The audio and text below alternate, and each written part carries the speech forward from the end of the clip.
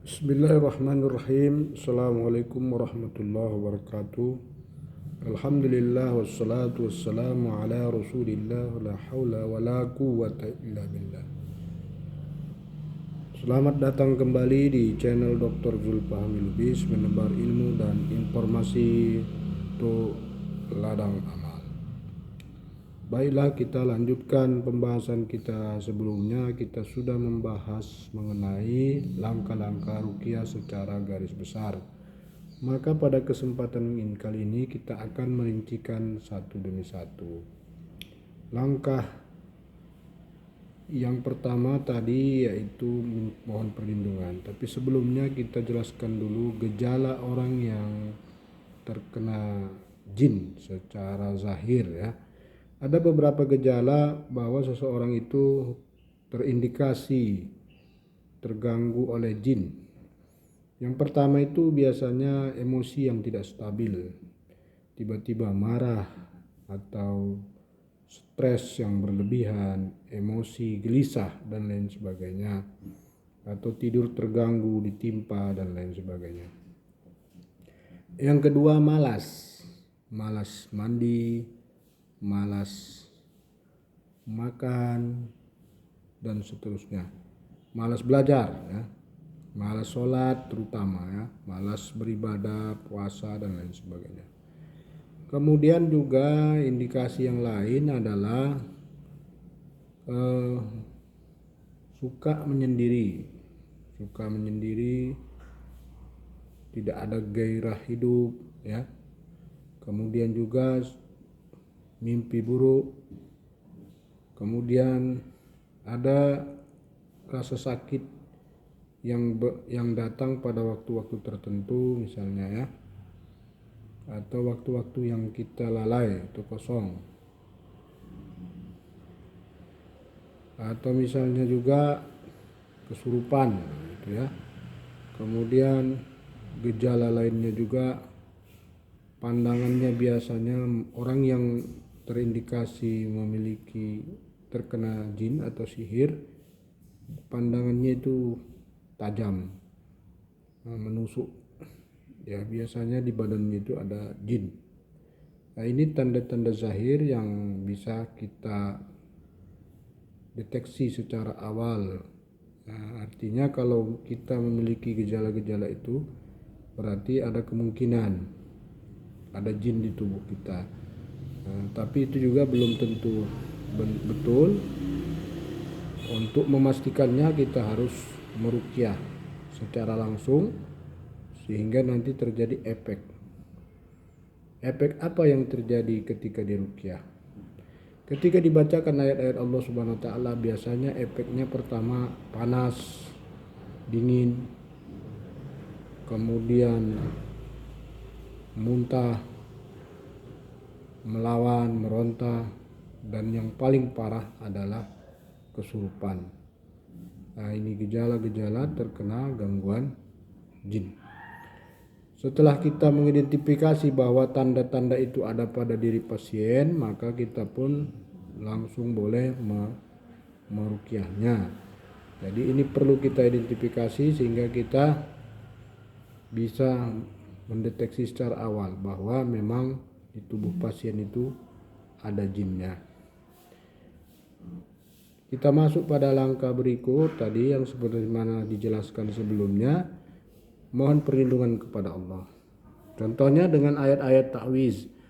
A'udzubillahi samil alim minasyaitonir rajim, bismillahirrahmanirrahim, atau a'udzubillahi samil alim minasyaitonir rajim, atau u'iduka wa iyaya bikalimatillahi tammah min syarri ma khalaq wa min kulli syahirin wa hasidin wa min kulli hamatin dan lain sebagainya.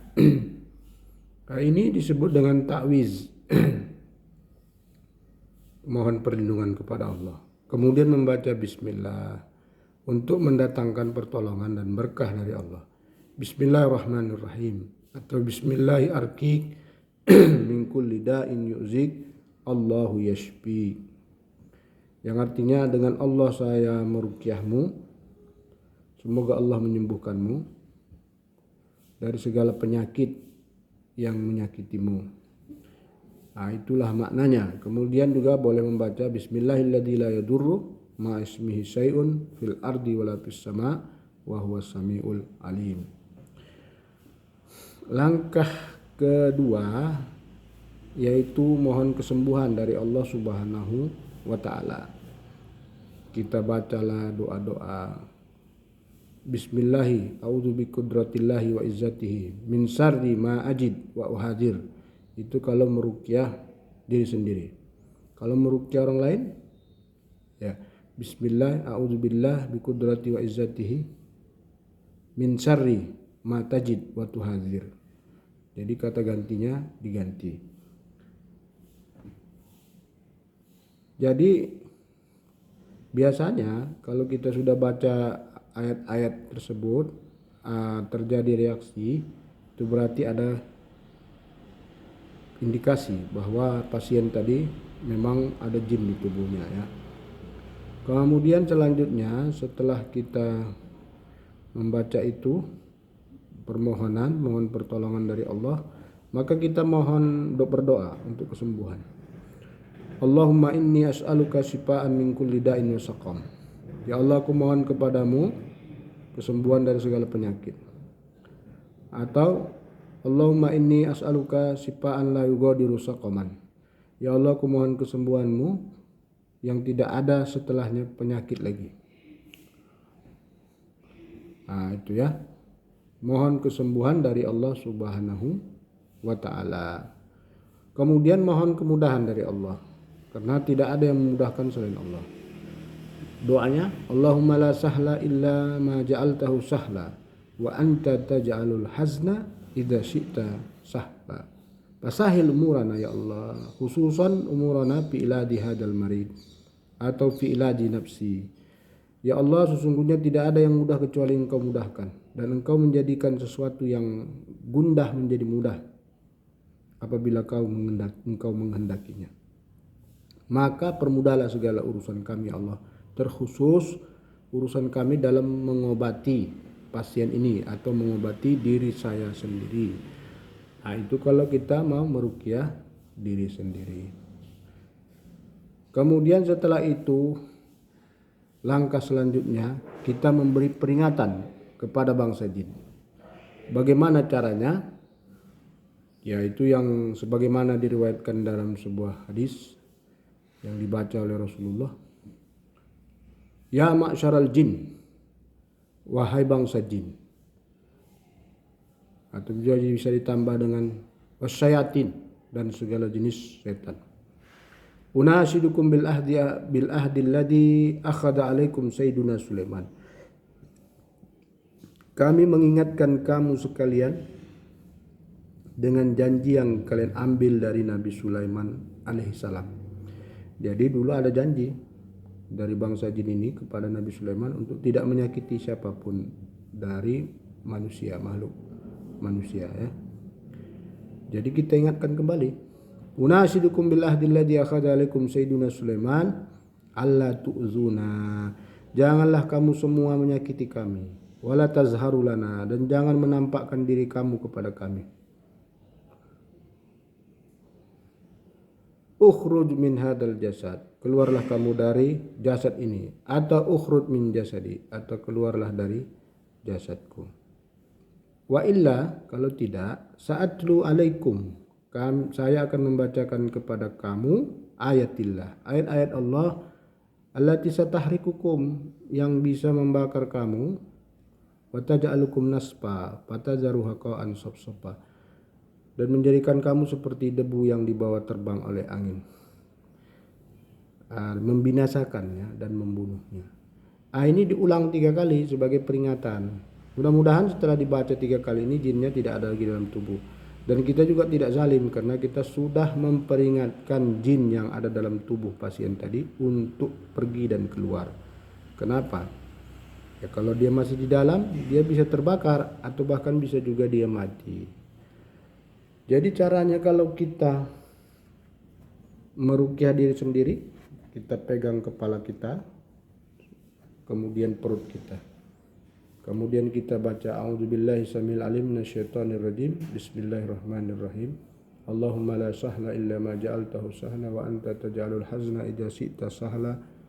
Bismillahi arkik min kulli da'in. Arkini min kulli da'in yu'zini Allahu yashfini. Kalau kita ruqyah mandiri. Kemudian Allahumma inni as'aluka sifaan min kulli da'in wa saqam. Barulah kita baca ya ma'syaral jin unashidukum bil ahdi alladhi akhadha alaikum sayyiduna Sulaiman alla tu'zuni wa la tadhharuli. Kalau terjadi reaksi misalnya panas, kemudian pening, dingin, kemudian mau muntah, maka cukuplah berhenti dulu sampai di situ. Itu berarti kita sudah tahu bahwa di tubuh kita ada gangguan jin. Selanjutnya kita tutup. Kenapa? Kalau kita lanjutkan bisa jadi kita sendiri kesurupan sementara tidak ada di samping orang lain yang bisa memegang kita atau menyadarkan kita. Jadi kalau sudah terasa demikian berhenti. Nanti selanjutnya kita akan menjelaskan bagaimana ruqyah mandiri dan mengeluarkan sendiri, yaitu dengan membacakan ayat-ayat ruqyah tadi di air supaya dia keluar secara normal tanpa ada kesurupan dan lain sebagainya. Jadi kalau kita teruskan tadi itu bisa jadi kita kesurupan sendiri sehingga nanti tidak ada orang yang dapat menolong kita. Karena orang mungkin takut untuk menolong kita karena kita dalam posisi kesurupan. Mungkin demikian yang dapat kita sampaikan. Mudah-mudahan bermanfaat bagi kita semua. Hadanallahu wa iyyakum lima fi salahul Islam wal muslimin. Wassalamualaikum warahmatullahi wabarakatuh.